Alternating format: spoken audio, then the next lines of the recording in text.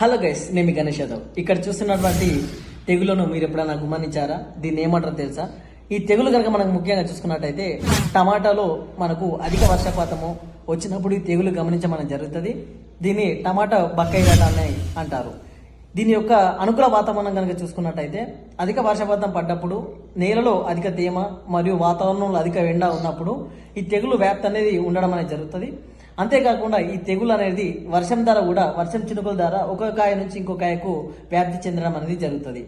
ఈ తెగులు కనుక చూసుకున్నట్టయితే మనకు శిలీంధ్రం ద్వారా రావడం అనేది జరుగుతుంది. ఫైటోప్తెరియా నికోటియానా అనే శిలీంధ్రం ద్వారా ఈ తెగులు అనేది సోకడం అనేది జరుగుతుంది.